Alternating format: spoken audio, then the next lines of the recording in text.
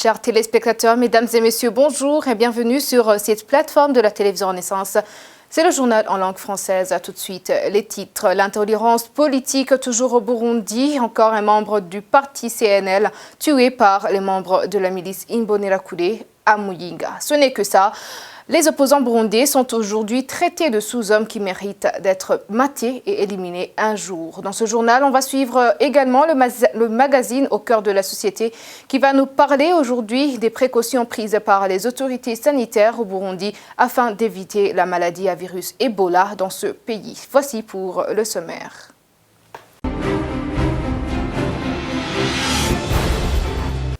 Encore une fois, bienvenue dans ce journal, page politique. Depuis 2017, le parti CNDD organise la journée dédiée aux jeunes Imbonerakure appelée Imbonerakure Day. L'objectif est de leur enseigner comment participer au développement du pays et de leur parti. Nyamenda Pascal, président de l'Assemblée nationale, conseille à ces jeunes Imbonerakure de bien se comporter et que personne ne les trompe parce que les élections approchent et qu'ils doivent être sûrs de leur victoire. Suivez.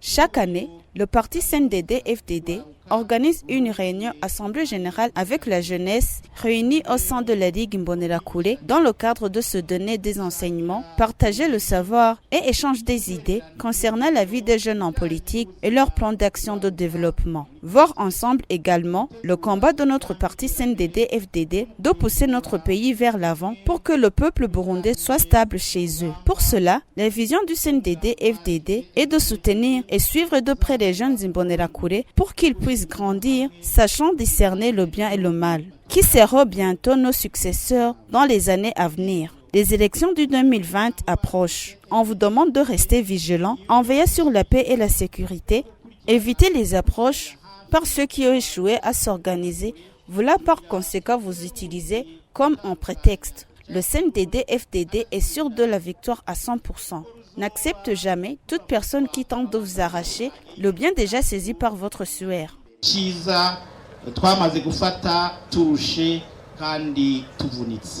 Certes, le président de l'Assemblée nationale conseille aux jeunes de son parti CNDD-FDD de bien se comporter, un langage qui ne date d'ailleurs pas d'aujourd'hui de sa part. Mais sur le terrain, la réalité est tout autre. Une personne, membre du parti CNL d'Agathon Rwasa, est morte lors de l'échauffourée éclatée entre les militants du CNL de la colline Mahonda, zone Rugari, province de Muyinga. Ils sont tombés dans une embuscade tendue par les membres de la milice Imbonerakure de la localité, armés des machettes et des gourdins. 6 autres membres du CNL ont été blessés. À Karoussi, on rapporte des messages de haine proférés par ces Imbonerakure à l'endroit des opposants qui n'ont pas voulu entrer au CNDD-FDD. C'était hors de la célébration de la journée que le régime Nkurunziza dédie à ces Imbonerakure pour qu'ils démontrent leur force. Les détails avec Révérien Batikamwe. La victime s'appelle Savimana Grégoire, membre du parti CNL d'Agathon Rwasa. D'autres ont été blessés. Les membres du parti CNL ont été obligés de parcourir près de 50 km à pied pour manque de moyens de déplacement. En effet, selon les sources à Muyinga, les membres de la milice Imbonerakure ont menacé les chauffeurs des véhicules qui étaient prévus que les camions de type Fuso risquent d'être brûlés si ils allaient assurer le déplacement de ces CNL. Ils devraient faire le trajet dès le lieu d'inauguration au centre-lieu de la province de Muyinga vers la commune de Giteragni. Ils étaient à plus de 250 militants qui sont tombés dans une embuscade des membres de la milice Imbonerakure armés de couteaux, des machettes et des gourdins. Ils étaient à 15 km du trajet selon toujours nos sources à Muyinga sur la colline Mahonda.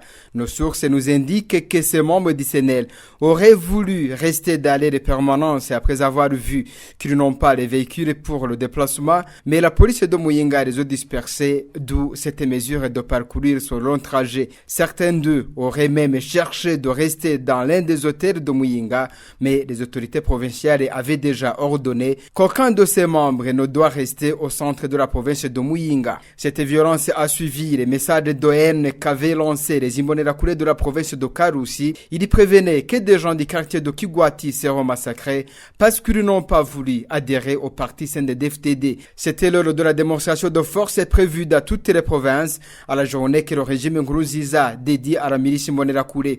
Dans la mairie de Bujumbura, dans la zone de Kanyosha, quartier Ruziba, les mêmes violences ont éclaté alors que les miliciens Imbonerakure ont attaqué la permanence du parti CNL pour changer les écrits et les couleurs du parti d'Agatogwasa. Le chef adjoint du quartier Ruziba, Saïdi, lui, dit ne pas reconnaître qu'il s'agit des affrontements entre les partis politiques mais entre les individus. De même, le porte-parole du ministère de l'Intérieur, Tarcisse Nyongabo, ne reconnaît pas qu'il s'agit d'une intolérance politique, mais des malfaiteurs qui veulent déstabiliser le pays.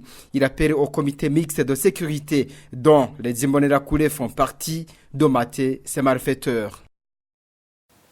Je te remercie, Révérien Wadikamwe. Les chants de menaces et d'intimidation des Imbonerakure semblent ne plus avoir des limites. Les jeunes du parti CNDD-FDD au pouvoir de Gihogadzi en province Karusi traitent les opposants de sous-hommes qu'ils annoncent de mater et d'éliminer le jour J.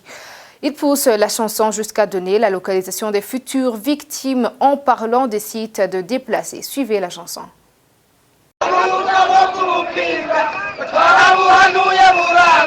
Ces sous-hommes d'opposants, nous les avons conseillés et ils ont refusé. Le jour J, nous les materons, nous les éliminerons. Restez discrets. Imbonerakure, Aiglon, membres du parti, restez discrets, restons discrets, nous les materons. À Gihogadzi, soyez discrets, tous ceux de Karusi, soyez discrets, nous les materons. Là-haut, en haut, dans les sites de déplacés, y habitent des sous-hommes d'opposants. Nous les avons conseillés et ils ont refusé. Restez discrets, nous les materons. Toujours dans la page politique, ces affrontements et ces discours de haine utilisés par les membres du parti au pouvoir visent à intimider l'opposition pour que ce parti reste seul maître à bord. Cette attitude risque d'amener le Burundi au génocide. C'est ce qu'indique Ernest Nkurunziza, secrétaire exécutif du Forum pour le renforcement de la société civile à force. Il le dit à la suite notamment des chants des jeunes Imbonerakure comme celui de Gihogadzi en province. Moi, j'ai l'impression que ces discours de la haine n'ont pas encore abouti à l'objectif premier. Parce que, apparemment, on voit que le régime est en train de préparer un génocide. Et maintenant, il y tue un à un. Moi, j'ai peur que demain, ils vont tuer en masse les Burundais, ils vont tuer en masse les opposants politiques, ils vont tuer en masse les Burundais qu'ils considèrent comme des ennemis de la nation.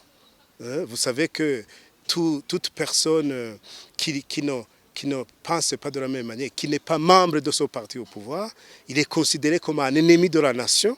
Bon, j'ai l'impression que malheureusement, les ennemis de la nation sont devenus plus nombreux que les amis. Donc nous avons l'impression que demain, tous les ennemis de la nation vont être éliminés. Et ça sera quoi? Ça sera le génocide. Donc les tendances du pouvoir en place, c'est de tuer en masse, c'est d'organiser un génocide contre les opposants politiques. C'est le moment de suivre le mini-magazine au cœur de la société, produit et présenté en synergie par la RPA, Inzamba et la TV Renaissance. Aujourd'hui, nous vous parlerons de ce qui est en train d'être fait au Burundi pour éviter que la maladie à virus Ebola, qui sévit de l'autre côté de la frontière en République démocratique du Congo, ne traverse pas la frontière et se propage dans notre pays. Le mini-magazine vous est présenté par Émile Nivasumba. Dans notre mini-magazine de la semaine dernière, nous avons parlé de l'origine de la maladie à virus d'Ebola, le mode de contamination et les moyens de prévention. En RDC, plus précisément dans la province du Sud Kivu, 2 cas de la maladie à virus Ebola ont été récemment confirmés. C'était ce vendredi. L'une de ces 2 personnes est décédée le même jour. Le Burundi est frontalier avec la RDC. Qu'est-ce que ce pays est en train de faire pour éviter que ce virus franchisse ses frontières? La réponse, c'est dans notre mini-magazine au cœur de la société. La population des provinces frontalières à la RDC est-elle suffisamment informée pour éviter une probable contamination?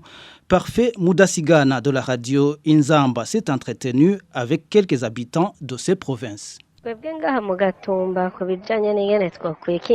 Concernant la prévention d'Ebola, ici à Gatumba, il n'y a aucune sensibilisation au sein de la population. Nous avons beaucoup d'inquiétudes, c'est pourquoi nous demandons à l'administration et au ministère de la Santé de faire tout leur possible pour sensibiliser, car nous sommes sur la frontière du Congo.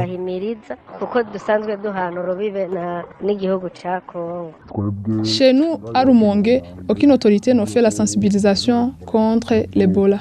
Seulement, un jour, quelques individus parlaient de ça en passant. Toutefois, c'était des gens qu'on connaît et qui n'ont pas de notions en médecine.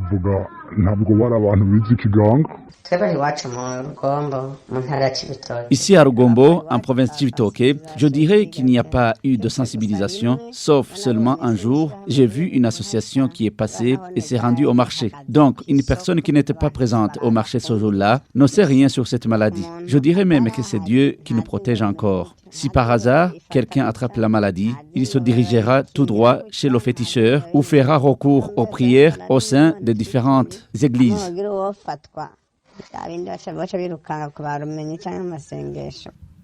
Le représentant de l'Organisation mondiale de la santé, OMS, au Burundi, dit que son organisation, en collaboration avec d'autres partenaires, ont déjà formé plus de 4000 mobilisateurs communautaires dans tout le pays. Ils sont déjà à l'œuvre pour informer la population sur le comportement à adopter afin d'éviter la contamination de ce virus. Le représentant de l'OMS explique également qu'ils sont en train de donner des équipements nécessaires à toutes les structures sanitaires établies dans les provinces frontalières avec le Congo, la Tanzanie et le Rwanda. Quelles sont les mesures de précaution prises par certains hôpitaux et lieux à Bujumbura pour se protéger contre ce virus? Thierry Wigrindavi de la télévision Renaissance s'est informé pour nous.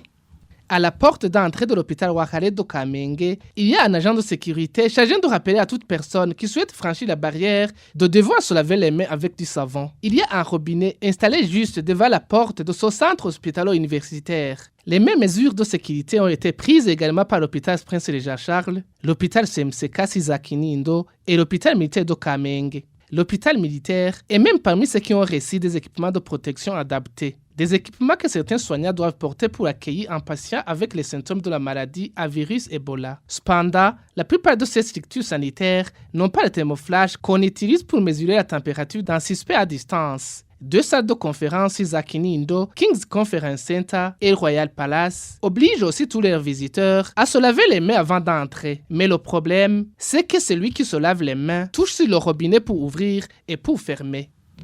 Justement, à propos de ces inquiétudes, le représentant de l'OMS au Burundi explique qu'il travaille d'une manière permanente avec les autorités burundaises pour s'assurer que toutes les occasions qui pourraient amener une propagation à un milieu hospitalier soient adressées et prévenues. Dr Kazadi Mulombo Alter explique également des dispositifs déjà mis en place au Burundi. L'OMS a construit un centre de traitement Ebola qui est situé à Mudubugu, qui est en finissage actuellement avec l'installation de laboratoires in situ. Et les équipements pour faire face sont déjà prépositionnés au niveau de l'OMS et une partie est même déjà au niveau du centre. Il y a des équipements de protection, il y a les matériels, la capacité pour tester les cas, s'il y a un cas suspect, ont été déjà installés au laboratoire national de santé publique à l'INSP.